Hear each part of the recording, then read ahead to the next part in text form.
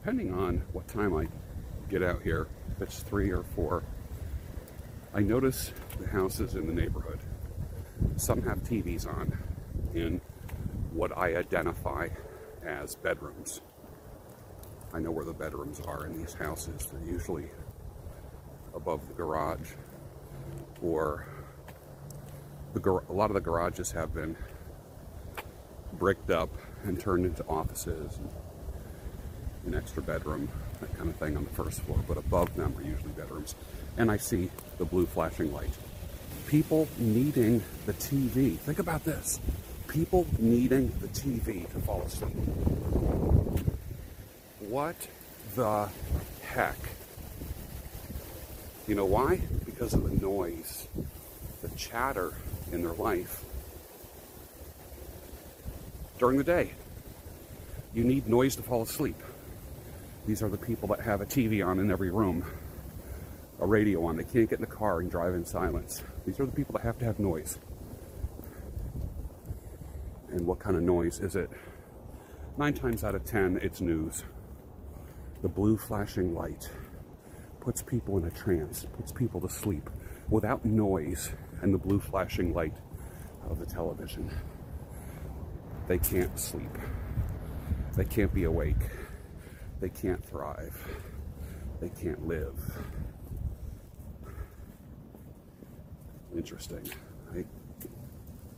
Stirring the coffee with chopsticks using the vortex method, the only true way to optimize the taste of your coffee. At the molecular level. Good morning. Welcome to the Daybreak Show. I am the Sultan. We'll get started, but first, mushroom coffee, because it is Mushroom Coffee Monday.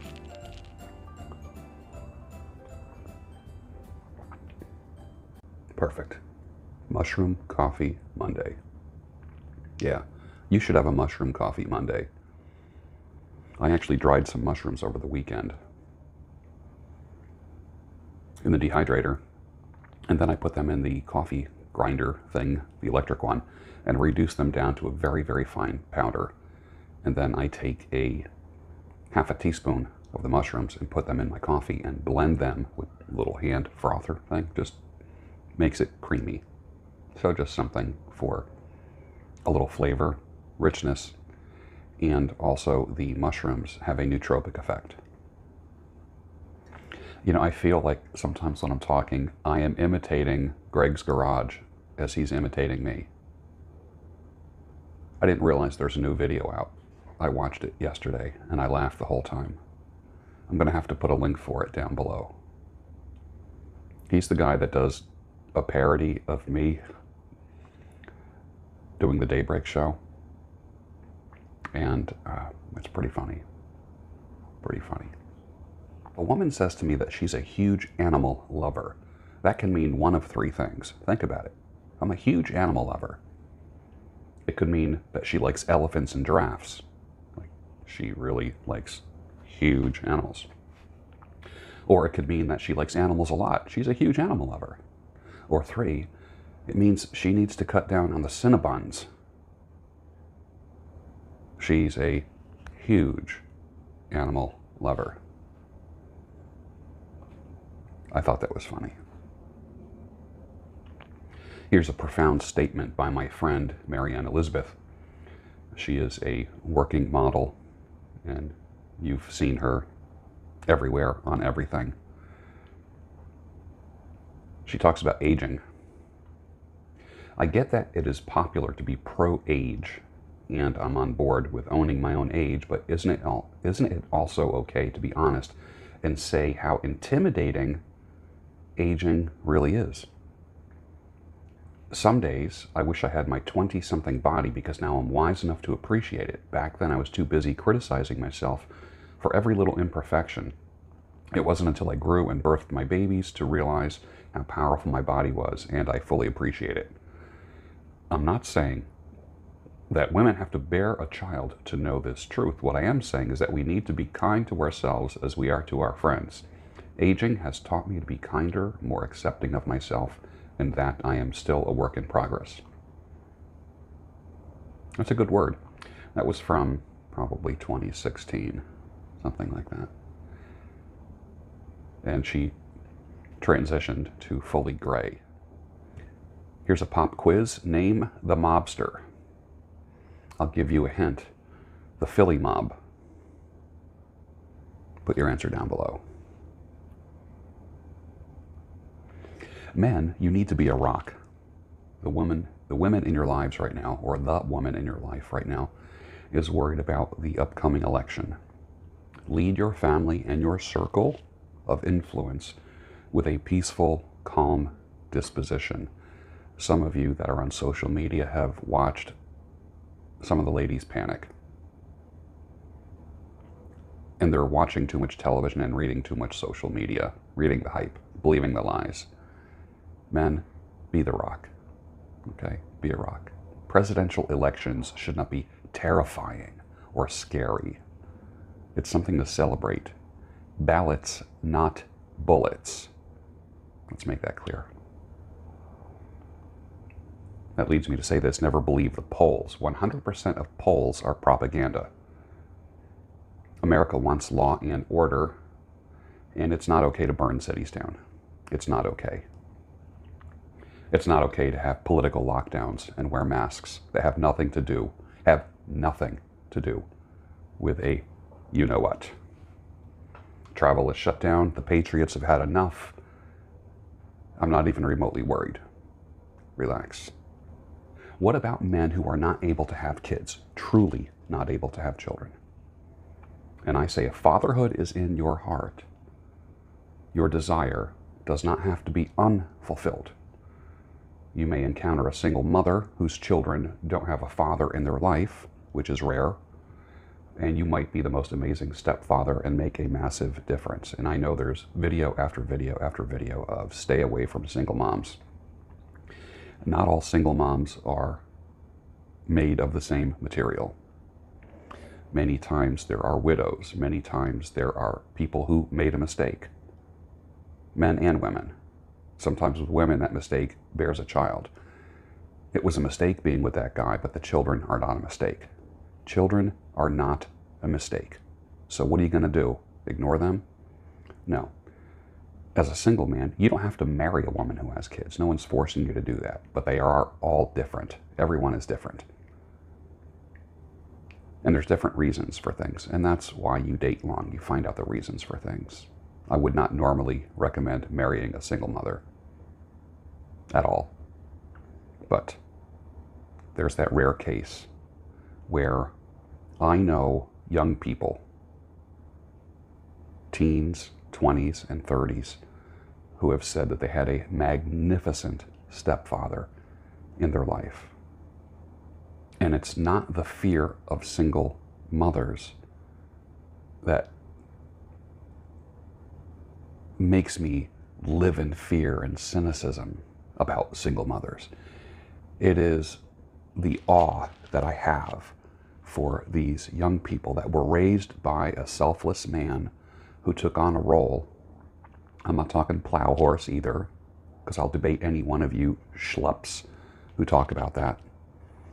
But I will say this: there's many young people out there who had a good stepfather who was a good role model, maybe the only good role model in their life. And I had some people write me as a result of that and say, yeah, I had a good stepfather and he was amazing. So here's to all the stepfathers. Just yes, it's all right. Men are the carnies that operate the carousel.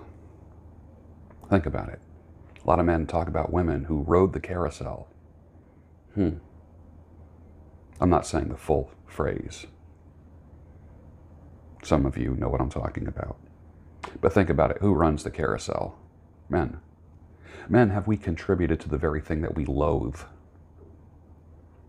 Have you gone out there banging everything, swiping left and right, and picking up girls? Have you done that? You know, this is a responsibility channel. You're not a victim of feminism and a victim of women. If you are banging women all throughout your teens and 20s, and then by the time you're 30 or 40, which is pretty lame, you see like men 40 and over talk about this and have entire YouTube channels about this stuff. That's pretty lame, isn't it? And then you bitch and moan that there's no good women out there after you just spent the last 10, 20, 25 years just ripping through them. You contributed to the problem that you're now complaining about. That's not virtuous. Don't ever let me hear the king word virtuous come out of your mouth ever again. That's what I call hypocrisy. Look in the mirror, dude. Yeah, red pill dude. I have no problem with the red pill. I'm a red pilled guy. I'm just not a dread pill guy. You're confusing your pills. If your pill makes you be an ass hole, then guess what? You took the wrong pill. Happy Monday. Marriage not only reveals your weaknesses, it magnifies them.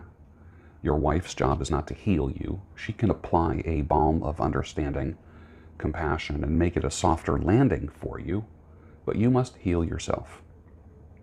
The best avenue is with a trusted brother or a friend that you can be truthful with. I'm not saying to lie to your wife or withhold truth. I'm saying use wisdom in what you tell your wife. All right? Oh, I tell my wife everything. That's your first problem. Type in the word in Google, type in the word sexless and see what drops down. You're going to see sexless marriage, sexless relationship, sexless marriage quiz, sexless marriage reasons, sexless marriage separate bedrooms, sexless marriage and affairs, sexless marriage effects on wife, sexless marriage and divorce.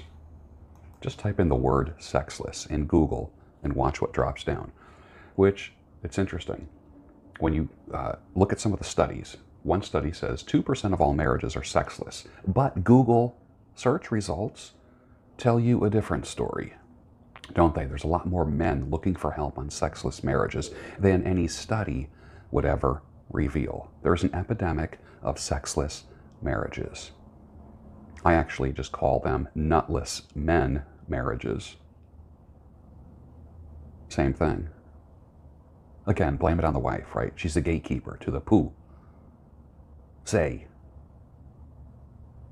And you don't know what to do with it because you just worshipped the poo. Say. And now you're in the other bedroom or on the couch. Good job. Good job. The words sexless and marriage should never be in the same sentence. Ever. Again, there's entire YouTube channels devoted to men getting their nuts back and trying to work their way back into their woman's poo. Say, you did it before you were married. You got that poo. Say, and you were good at it. Now you're wondering why you have a sexless marriage. Shed life is pretty amazing. The only thing that's missing in my shed would be a mini wood stove. That would be awesome. I have a cube heater, an electric cube heater, but I'll tell you what, having a little wood stove in there would be awesome. That's going to be one of my next moves. But I also think a lean-to with a fire pit in front of it is a nice thing for a backyard as well, for all-weather outdoor night fun. Fire up that fire pit and you're sitting there in your chair in your lean-to or sitting on the edge of it. That would be cool. Do you want someone to be interested in you? Well, then be interesting. Or at least be more interesting than your perceived competition. Just because you love somebody does not mean you have to marry them. Somebody needed to hear that. Somebody needed to hear that. Just because you love somebody doesn't mean you have to marry them. Okay, that'll be $250, please. Thank you. The smartest people in the world, and some of the smartest people I know, act so dumb and they put so much on the line just because they can't be alone.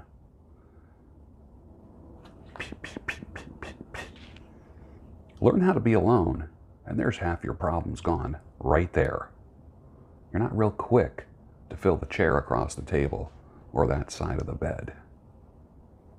Learn how to be alone. Learn how to be content and be alone. become a lay monastic. Solitude, silence, and service isn't a bad thing, is it? Compare that to heartbreak, divorce, breaking up. All of a sudden, the monk life sounds pretty darn good, doesn't it? What is the most vintage pipe tobacco that you currently have? I have a blend from 1989 that I bought at a drugstore along with a Dr. Grabo Duke pipe that I still have. And when that is humidified, it is amazing. That would have been my original gateway drug back in the 80s. Yeah, what's yours? Christian Trump voters, will you not vote for Trump because he said the word fuck a couple times on the Rush Limbaugh show?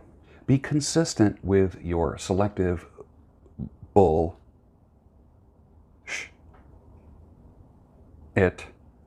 theology, the make it up as you go along theology. Selective equals defective. You don't like people who curse. You condemn people that curse. Say the F word. But the president you're voting for tomorrow said the word fuck several times, live on the air. But you're flipping a lever for him. Interesting. Selective equals defective. Sex destroys a single woman, but it enriches a married woman. Having sex as a single woman, ladies, has contributed to your demise and the lowering of your value. Having sex as a married woman is going to enrich you and increase your value. And with that, finish your coffee, and I'll see you tomorrow on the Daybreak Show, your home of sanity, clarity, and reason. It's a good day. Repeat after me. It's a good day. Now say it. It's a good day. Say it again. It's a good day. You are going to have a good day today.